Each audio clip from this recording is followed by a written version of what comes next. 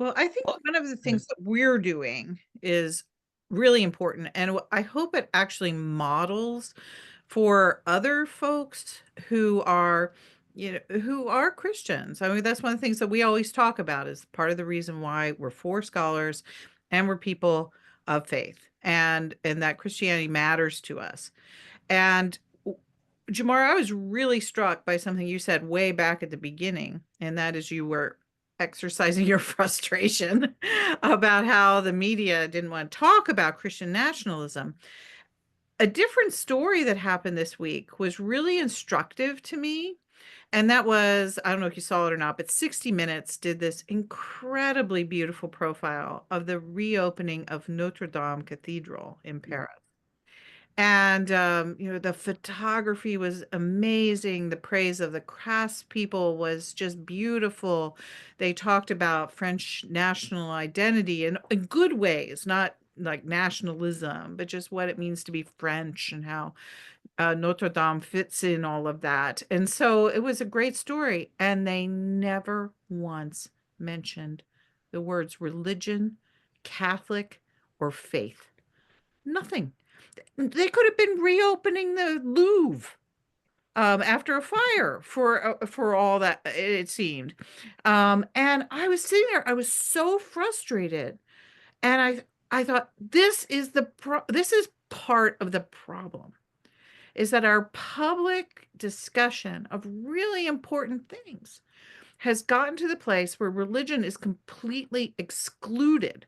So what that does is it just gives space to the extremists who want to come who are also frustrated about that.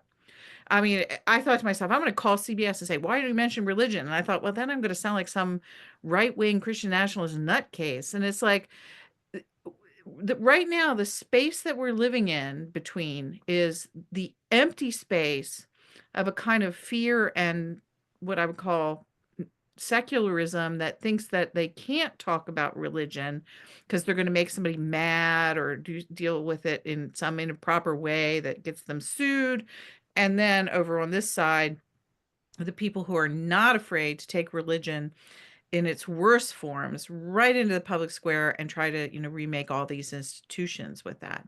And so what I really hope that our being together can do is that regular people who are mad at both of those extremes have to figure out how to live in this other space and figure out how to shape the life of their faith communities, their families, and all these things as sort of pools and wells of resistance, saying, hey, look, Christianity, yeah, tons of mistakes.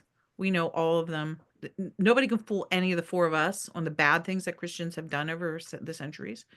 Um, and yet we're still insisting that faith is an important part of this conversation, that understanding religion as a cultural phenomenon is a really important part of this, and that in order to move ahead, we've got to bring everything to the table. And so I think that that's one of the things that we can try to do. Inspire people who feel trapped in that middle space to make better decisions, to learn about, to become educated themselves, etc. So I was shocked by that Notre Dame story, even while I loved it at the same time.